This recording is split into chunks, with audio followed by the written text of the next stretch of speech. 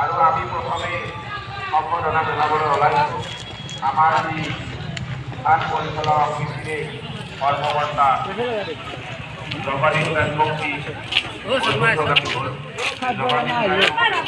আহি আছো আমি খবৰ আমাৰ মানুহ সদায় থাকিব কি আছে যাতে জগদীশ ৰাজবংশী আমাৰ মাজত সদায় থাকিব আৰু তেখেতৰ সহযোগিতা আমাৰ লগত সদায় সম্পূৰ্ণ সহযোগিতা কৰিব। তাৰ বাবে আমি তেখেতক এখন সুনাম নামতেৰে সম্বৰ্ধনা জনাবলৈ ওলাইছোঁ। সম্বৰ্ধনা জনাব মানৱ কৰ্মী।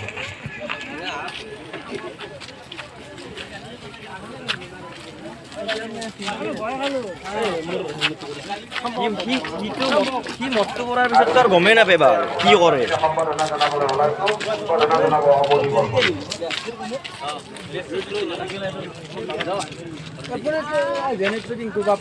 যাব লাগছে আৰু এই অনুষ্ঠানটিত শ্ৰদ্ধাৰ্ঘ অৰ্পণ কৰিবলৈ আমি আমন্ত্ৰণ জনাই আনিছোঁ আমাৰ নলবাৰী জিলাৰ নহয় গোটেই অসমৰে পৰিচিত দীপক দাস জনপ্ৰিয় সংগীত শিল্পী নলবাৰী।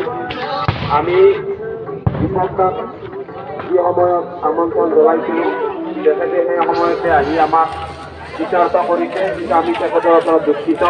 আমি যথা সময়ত কাৰ্যসূচী ৰূপায়ণ কৰিব পৰা নাই, তাৰ বাবে প্ৰথমতে তেখেতৰ ওচৰত ক্ষমা বিচাৰিছোঁ আৰু তেখেতক গোলাম গামোচাৰে সম্বৰ্ধনা জনাব